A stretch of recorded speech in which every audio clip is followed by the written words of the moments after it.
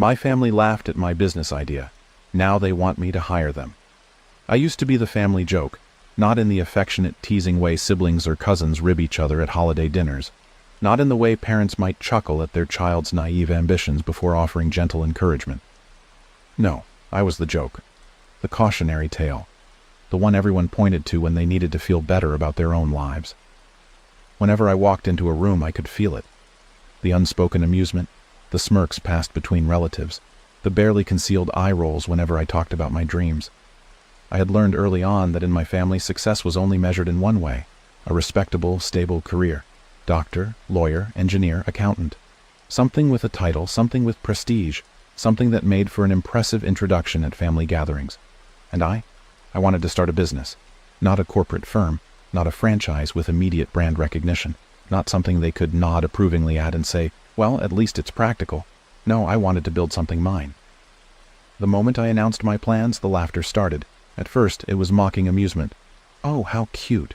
You think you're going to be the next Steve Jobs. Better have a backup plan, because you'll be broke before the year is up. Maybe try something realistic for once? Then, when I didn't drop the idea, it turned into ridicule. You think you're smarter than everyone else? If making money was that easy, we'd all be doing it. Just get a normal job like the rest of us. Nobody's going to take you seriously.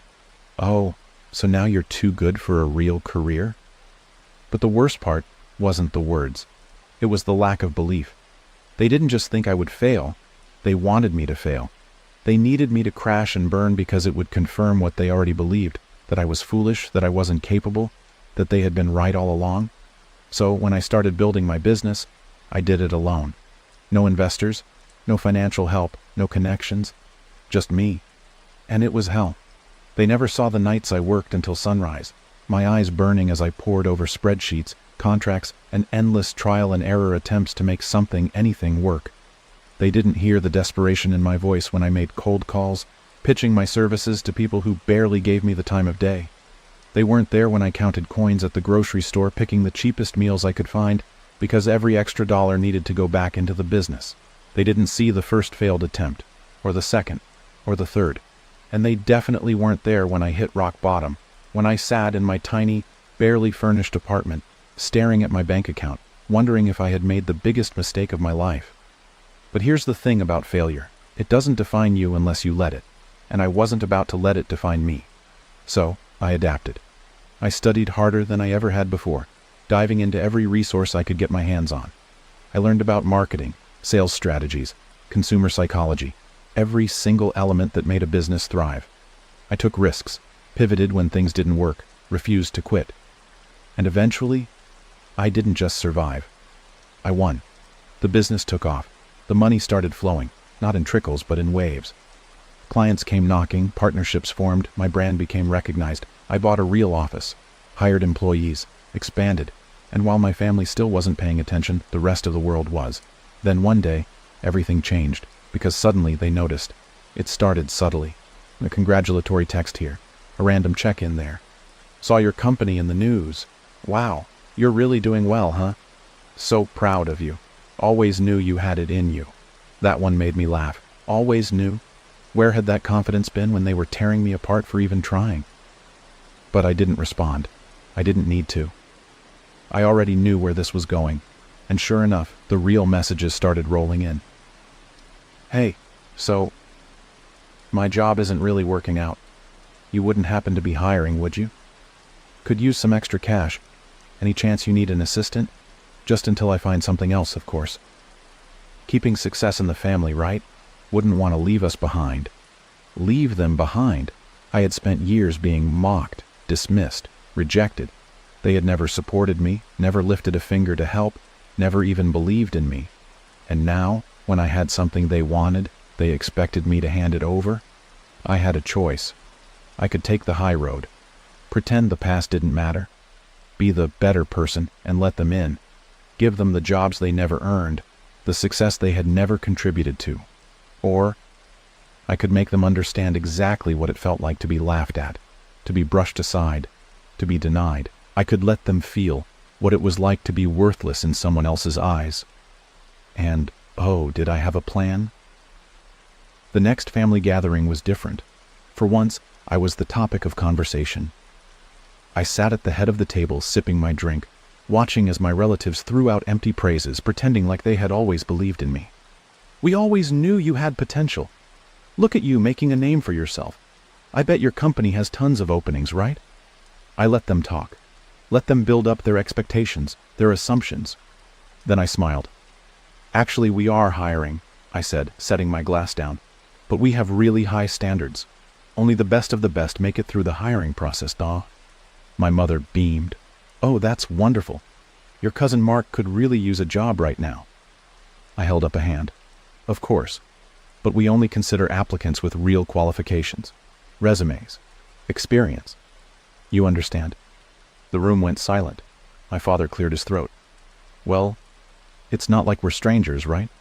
You could make an exception." I laughed, right in his face. "You mean like the exception you all made for me?" The silence that followed was deafening. They had no response, because they knew. They knew. They had never believed in me. And now, they were the ones on the outside begging for a chance. But there were no chances left. Not for them. I stood, smoothing my jacket. "I'm glad we had this talk." My voice was calm, firm. "Because now you understand exactly how it feels." I turned to leave, pausing only for a second. "Oh, and next time you hear about someone chasing their dreams..." I met my father's eyes, then Lucas's, then every single relative who had ever laughed in my face. "Remember this moment." Then I walked away. After the family gathering, the shift was immediate. The ones who had spent years ridiculing me were now desperate to be on my good side. I could feel it in the sudden warmth in their voices, the forced smiles, the texts that came in like clockwork, checking in, pretending to care, trying to wedge themselves back into my life. I knew what they were doing. They weren't apologizing. They weren't owning up to what they had done. They were rewriting history. In their version of events, they had always believed in me. They had always known I'd succeed. They were just tough on me because they wanted me to be better. I almost admired their audacity. Almost. Because I wasn't falling for it. I knew who they were. I remembered the way they had torn me down, laughed at me, told me to give up. And no amount of fake smiles or insincere flattery was going to erase that. But still, I had to admit, watching them squirm, that was something I could enjoy. The emails started trickling in one by one. Cousins, uncles, even my own parents testing the waters, all under the same pathetic pretense. "Hey, I saw your company is hiring. I'd love to be a part of what you're building." Since we're family, I figured I'd reach out first. Each email was a different flavor of entitlement. None of them acknowledged the past. None of them apologized for the years of mockery, the cruel jokes, the dismissive attitudes. They just assumed that because we were family, I would hand them a job, like I owed them. Like my success belonged to them just as much as it did to me. I took my time responding, because if they were going to come to me as beggars, then I was going to make them wait. The moment I sent out the interview invites, the excitement exploded in the family group chat. "Looks like we're all going to be working together soon. So glad you're taking care of us. Knew you wouldn't leave family behind." Their arrogance was unbelievable. They thought it was already decided. They assumed I would hand them the jobs without making them prove anything. That's when I knew exactly how I was going to handle this. I scheduled every interview for the same day, back to back, in my office, and I made sure to prepare a brutal hiring process. No easy questions, no special treatment, no shortcuts. I wasn't going to humiliate them, I was going to make them fail. Because the truth was, they had never deserved these jobs, and they were about to find out why. The first one through the door was my cousin Mark. He had been one of the worst, always the first to laugh, always the one to remind me how stupid I was for trying to build something of my own. But now, he sat across from me, hands sweating, nervous. He was expecting an easy ride. He wasn't getting one. "So, Mark," I said, leaning back in my chair, "tell me why you're a good fit for my company." He blinked, unprepared. Well, you know, we're family. I figured you'd want people you can trust." "Trust?" I cut him off, tilting my head. "You mean like how I trusted my family to support me when I started this business?" Like that kind of trust? His face paled. I smiled. Let's try again. What skills do you have that make you valuable to my company? Silence. He fumbled, stammered, tried to spin some nonsense about learning on the job. I nodded along, took notes, let him sweat. And then, finally, I closed his resume, folded my hands on my desk, and gave him the verdict. Mark, I appreciate your time, but you don't have the skills we're looking for. We'll be moving forward with other candidates. His mouth fell open. Wait, what? I stood, shaking his hand.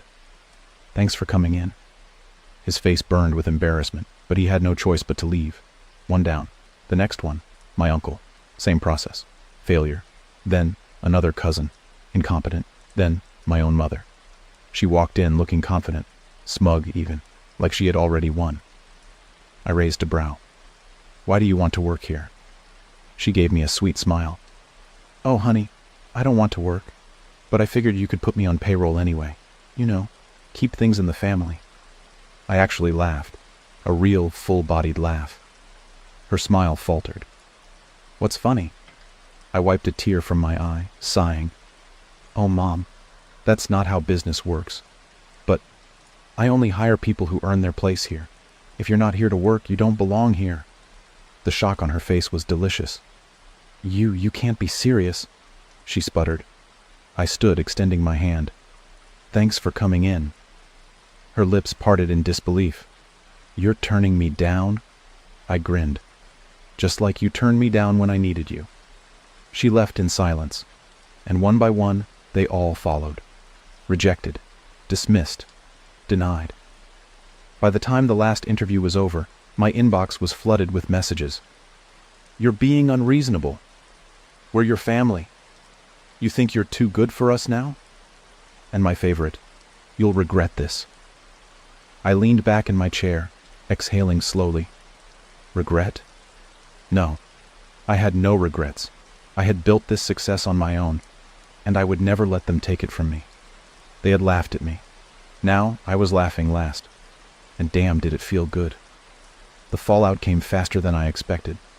After the interviews, after every single one of them had walked out of my office humiliated, the family group chat exploded into chaos. The messages poured in. First the stunned disbelief, then the anger. You humiliated us. How could you do this to your own family? You wouldn't even have a business without us. That last one made me laugh. Without them. They had done nothing for me. They hadn't invested a single dollar. They hadn't lifted a finger to help. They had laughed at me, mocked me, rooted for my failure. And now they had the audacity to claim my success was somehow theirs? I turned off my phone. I wasn't going to waste another second of my life arguing with people who had never believed in me to begin with. But I should have known. They weren't done. Not yet. A few days passed, and the silence should have been my first warning. I had expected rage, expected them to call, to beg, to scream about how I had turned my back on them. Instead, nothing. No texts, no calls, no unannounced visits. For a moment I thought they had finally given up. Then I got the letter. At first I thought it was junk mail, but as soon as I saw the sender's name, my stomach dropped.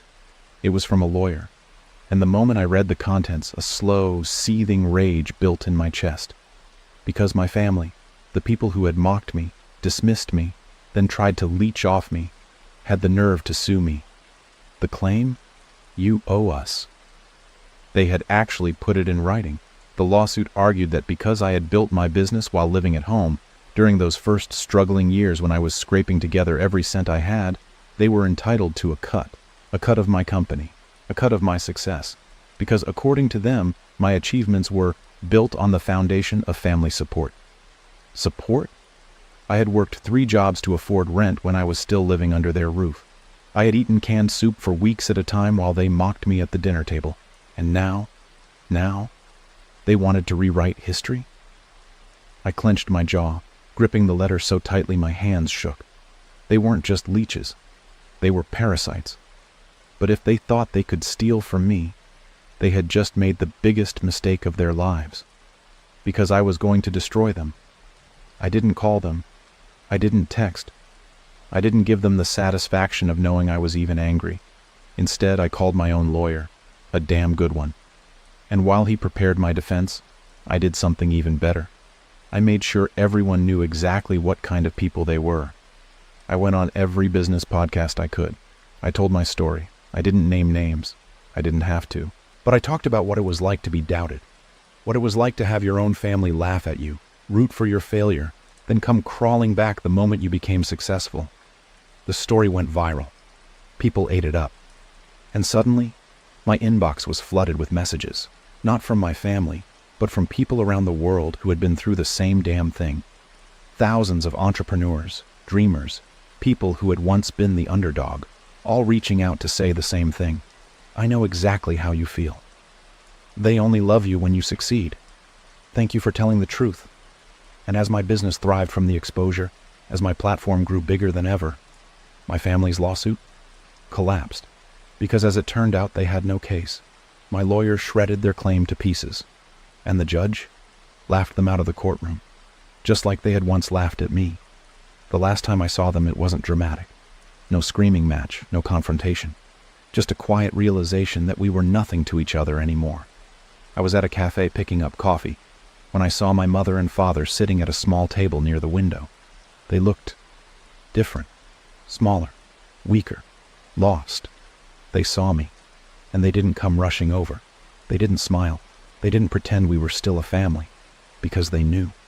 They had burned that bridge, and I had no intention of rebuilding it. I met my mother's gaze for a long, quiet moment. Then, without a word, I turned and walked away. And this time, I never looked back. Years passed. My business continued to flourish. I surrounded myself with people who believed in me, who had supported me from the start, friends who were family in all the ways that mattered. And my real family, they faded into nothing. I heard through mutual contacts that Lucas was struggling to hold a job, that my parents had downsized again after wasting the little money they had left, and the best part, they never got another cent from me. I never let them back in, because I had learned the most valuable lesson of all. Family isn't about blood. It's about loyalty. It's about respect. And if they weren't willing to give me that when I was struggling, then they sure as hell didn't deserve me when I won. So I lived my life, happier, stronger, free, and my family. They became nothing more than a punchline in my success story. My parents gave my wedding fund to my brother. Now they're shocked. I had a secret ceremony without them. Growing up, I always knew my place in the family. Not because I wanted to. God knows I tried to ignore the gnawing sense of imbalance, but because my parents never let me forget. There was always an unspoken hierarchy in our household, and at the top of it, basking in the golden glow of unearned favoritism, stood my brother, Ethan. Ethan, the firstborn. Ethan, the pride of the family. Ethan, the one who could do no wrong, even when he did. I learned early that no matter how hard I worked, how much I achieved, it would never compare to simply being him. He didn't need to be exceptional. The very fact that he existed was enough for my parents to pour their love, their admiration, and, as I would come to realize, their resources into him. I spent my childhood watching him get everything he ever wanted while I learned to be grateful for the scraps left behind. I told myself it didn't matter. I told myself that I wasn't the kind of person who needed grand gestures, that I wasn't the kind of person who needed validation in the form of material things. And maybe in some ways, that was true. Until it came to my wedding. I should have seen it coming. I should have known that when my time arrived, when I finally had something important enough to ask for, the answer would be anything but fair. But deep down, some desperate part of me had still believed, hoped, that this was the one time my parents would show me I mattered just as much as Ethan. I was wrong. I remember the exact moment I found out. The conversation is burned into my memory like an old wound that never quite healed.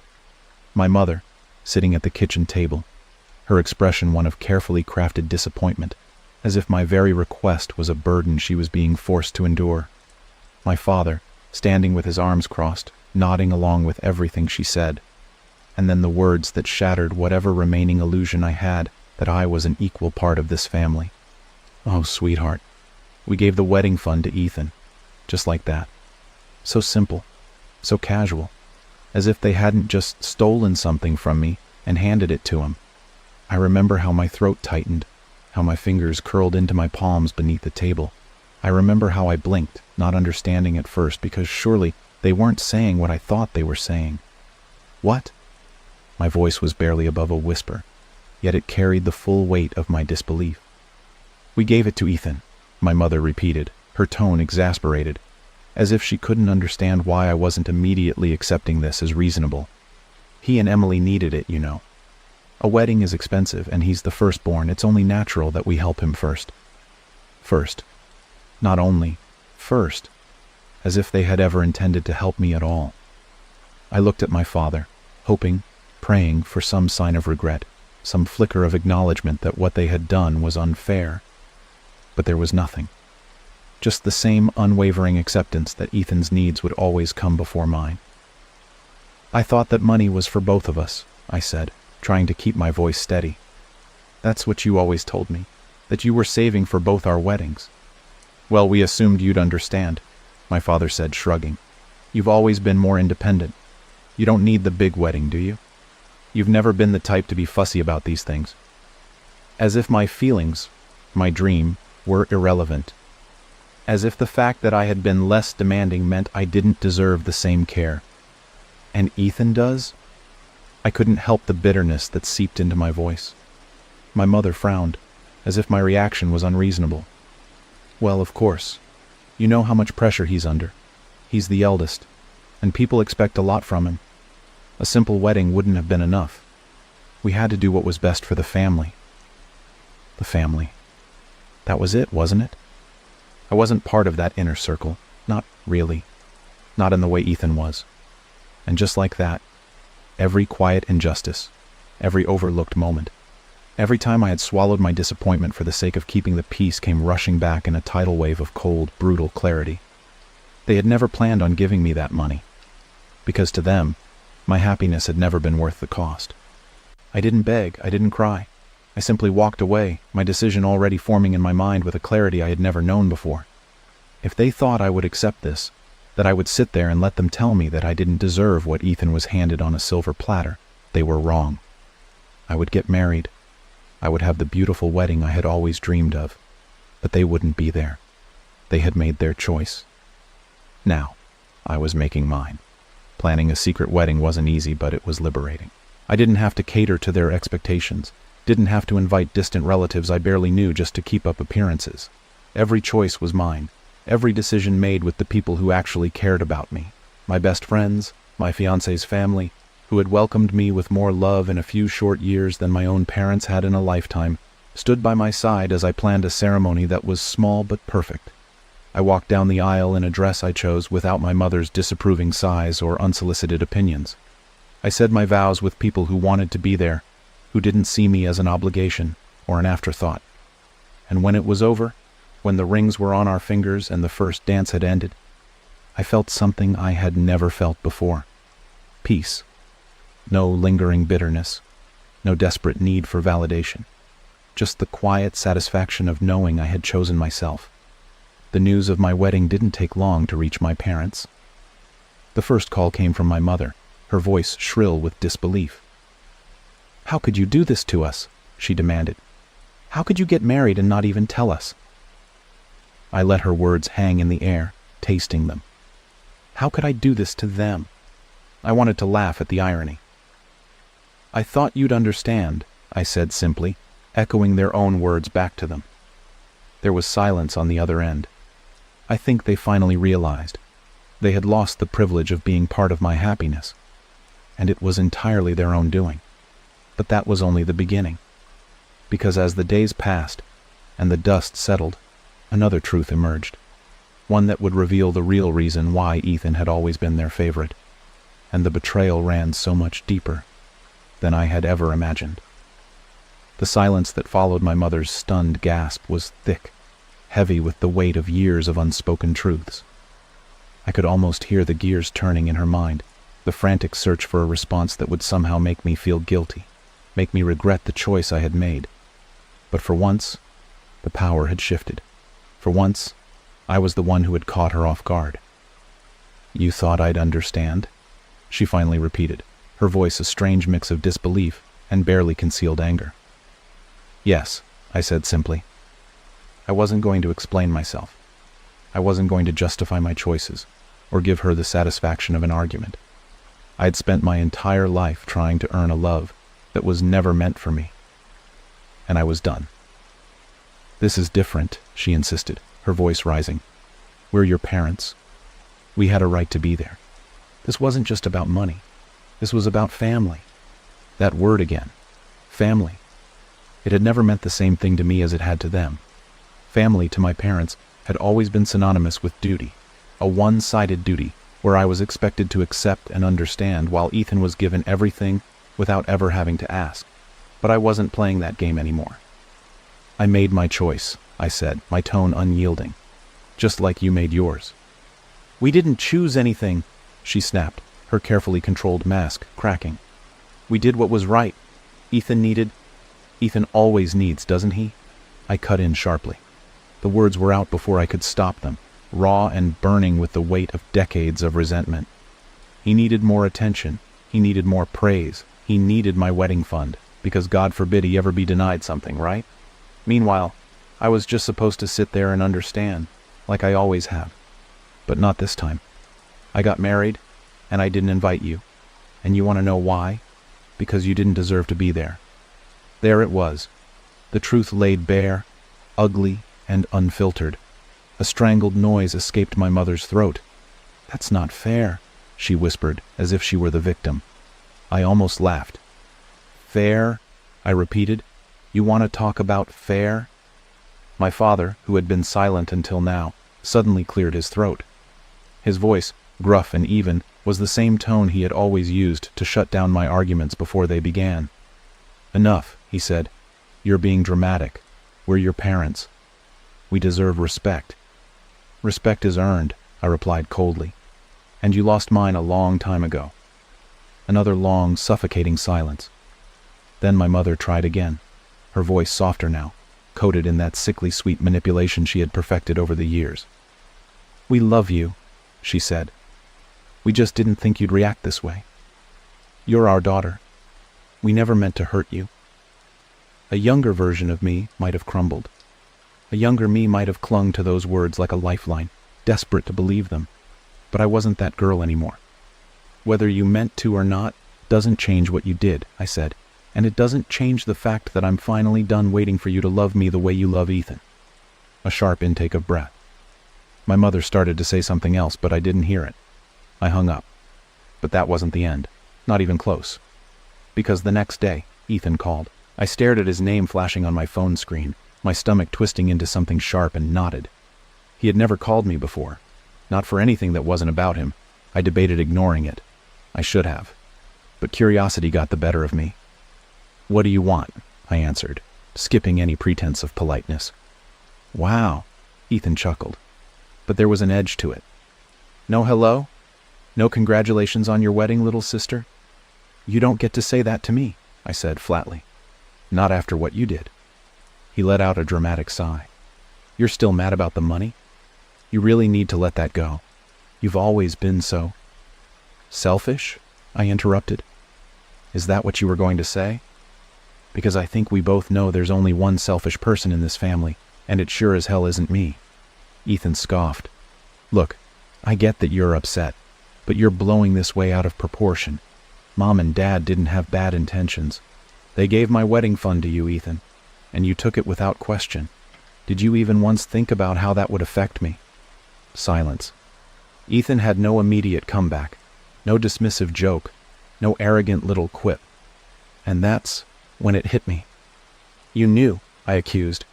You knew it was meant for both of us, didn't you? You knew, and you still took it.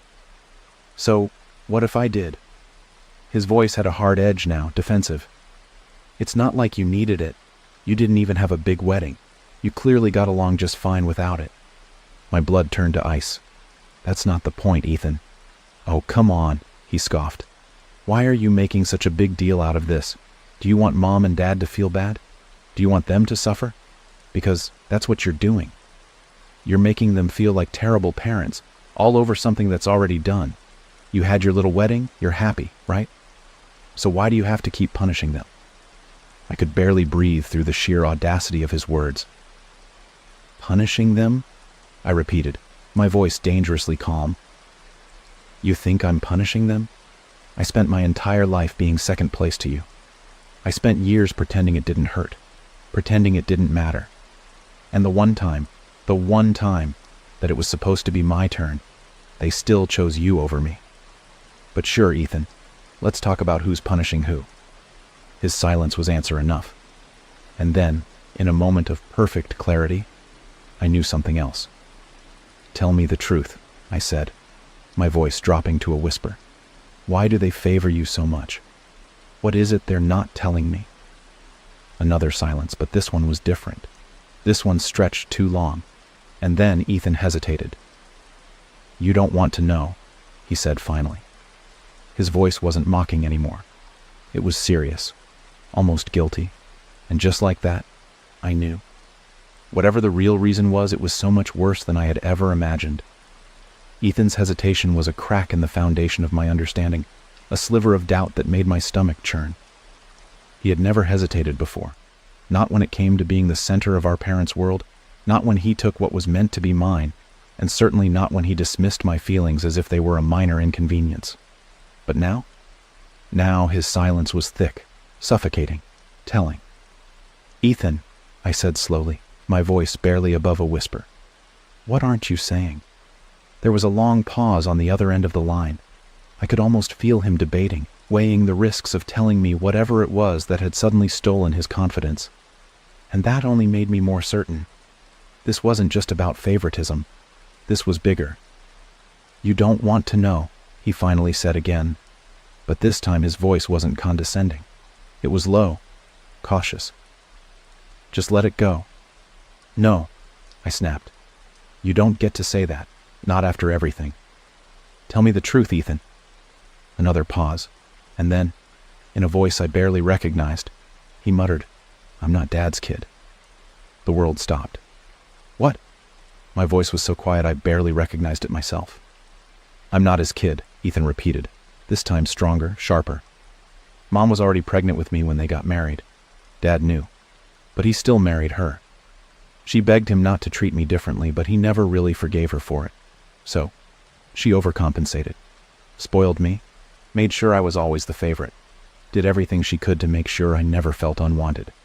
And Dad, well, he just went along with it, pretended I was his son in public, but behind closed doors, he let out a bitter laugh.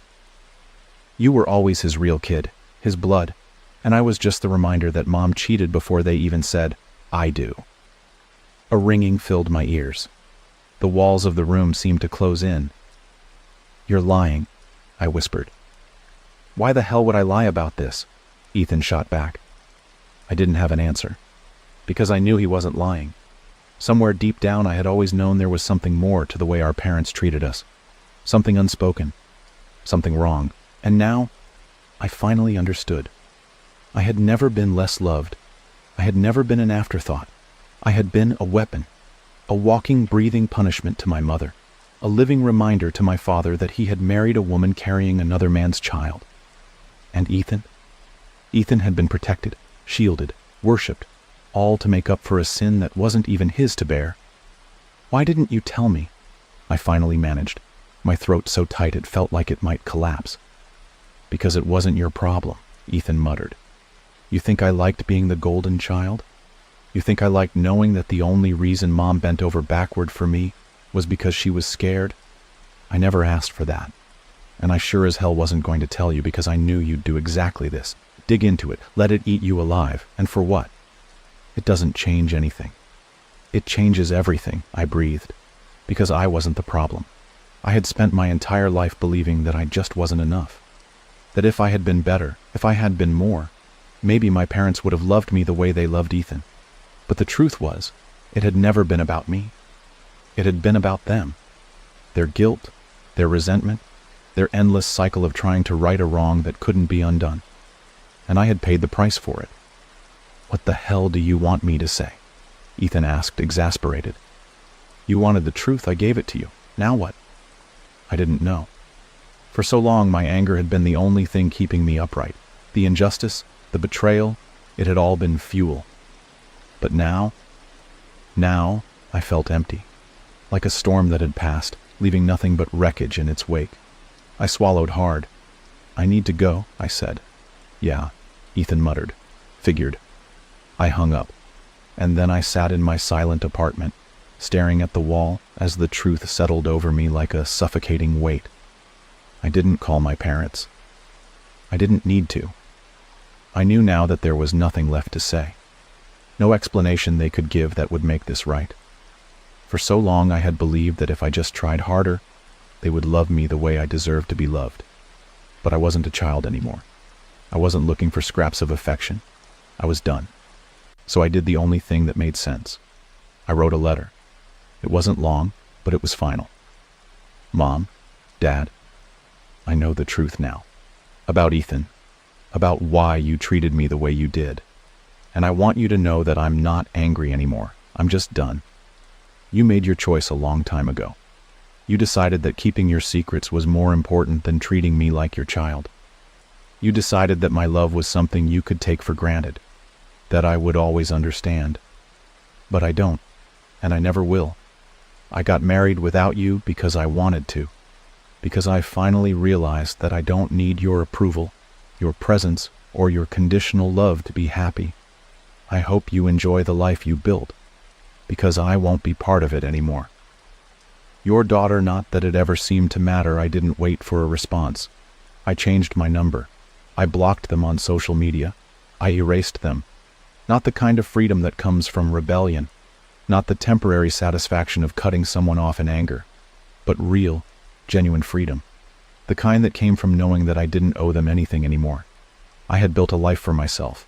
I had married the man I loved, surrounded by people who chose me, who valued me, not because of guilt or obligation, but because they wanted me in their lives. And that was worth more than any wedding fund ever could have been. So I moved forward, without them, without looking back. And now I wasn't chasing love that was never meant for me.